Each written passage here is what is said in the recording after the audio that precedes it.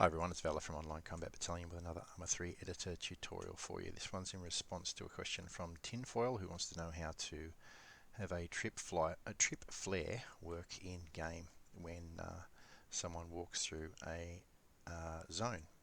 So firstly I'll show you what it does, and then I'll show you how to achieve this. So I'm in game and I'll set up a trip flare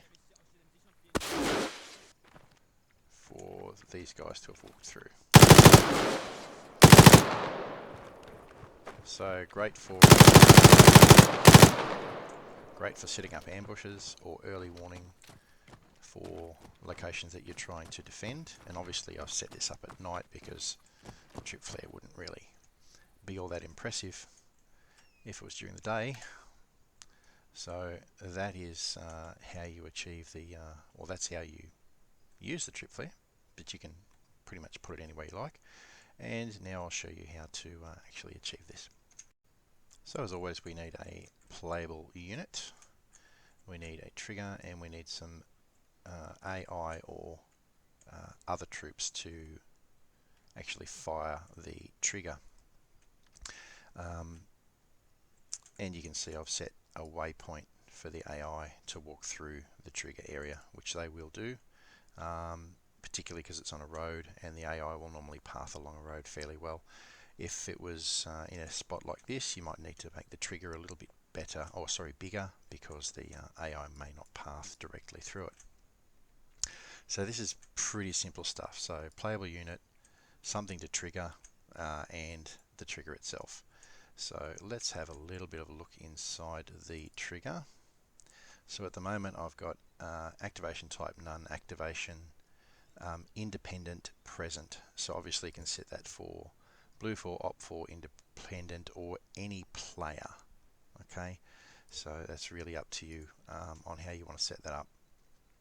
You can make this a repeatable trigger if you like, and what we saw then in the little demonstration, or it sometimes happens, is that if these guys are spread out too much and there's a gap between them, if it's a repeatable trigger, when this guy goes through, it'll fire the trigger and fire a flare. Then when this guy goes through, it'll do the same, and same again for that guy. So you can make it repeatable if you wish. Okay, back inside the trigger, we have this code inside the trigger. So I'm not going to go over the specifics of everything that's in this code because there's a fair bit in there.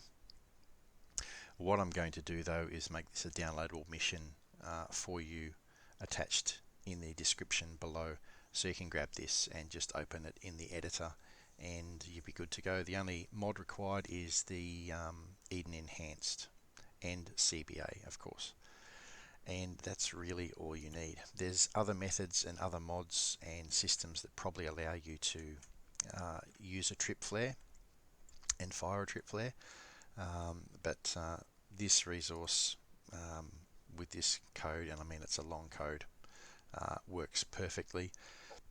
The only thing in the code we need to pay attention to, or I need to highlight, is this here, which is the actual class name of the flare. So if you wanted to use a different flare from a different mod or resource, you would just need to change the name of the flare in there. And if you're not sure how to get class names for things, I'll quickly just show you.